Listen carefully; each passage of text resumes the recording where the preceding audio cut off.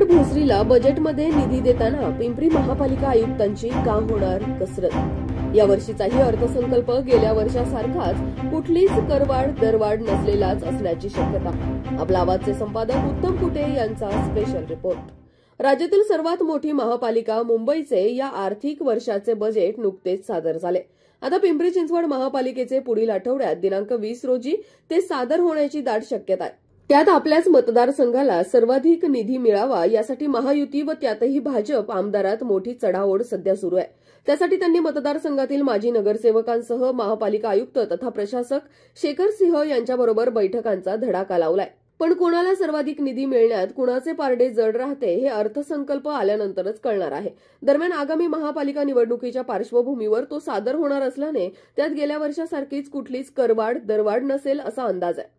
महापालिकेच्या 2025-26च्या अर्थसंकल्पात भरीव तरतूद करण्याची मागणी उद्योगनगरीतील भोसरी, पिंपरी चिंचवड या तिन्ही विधानसभा मतदारसंघातून करण्यात आल्याने त्यासाठी आयुक्तांना तारेवरची कसरतच करावी लागणार आहे. कारण हे तिन्ही आमदार सत्ताधारी पक्षाचे असून एकाला अधिक निधी दिला तर बाकीचे नाराज होण्याची शक्यता आहे. त्यावर तिघांना समसमान तरतूद देऊन ते मार्ग काढतील असा अंदाज आहे. मात्र टर्म पूर्ण झाल्याने आयुक्त तथा प्रशासक शेखर सिंह हे या आमदारांची नाराजी ओढावून घेण्याचे धाडस दाखवतात हे पाहावे लागेल. कारण गेल्या वर्षीच्या बजेटवर प्रशासकीय राजवट असल्याने प्रशासकांचा वरचष्मा असणे राहणे अपेक्षित होते, पण तसे झाले नाही. यावेळीही त्याचीच पुनरावृत्ती होईल अशी शक्यता आहे.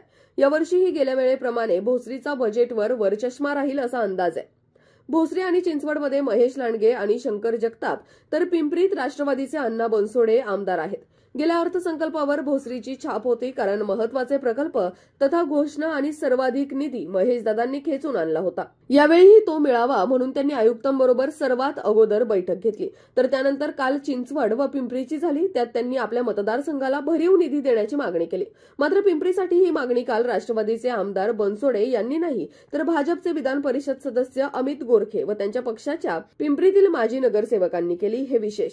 तर चिंचवडसाठी ही मागणी तेथील आमदार शंकर जगताप यांनी आयुक्तांकडे केली. अतिरिक्त आयुक्त प्रदीप जांभळे पाटील, माजी महापौर माई ढोरे, माजी पक्षनेते नामदेव ढाके, माजी उपमहापौर तुषार हिंगे तसेच विशाल मासुळकर, चेतन घुले आणि सर्व संबंधित विभागाचे अधिकारी उपस्थित होते.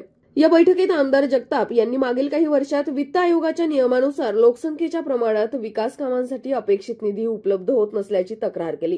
त्यामुळे शहरात लोकसंख्येत सर्वात मोठाच नाही तर राज्यात मतदारसंख्येत दुसऱ्या नंबरवर असणाऱ्या आपल्या मतदारसंघासाठी महापालिकेच्या आगामी अर्थसंकल्पात विकास कामांसाठी विशेष निधीची तरतूद करण्याची आग्रही मागणी केली.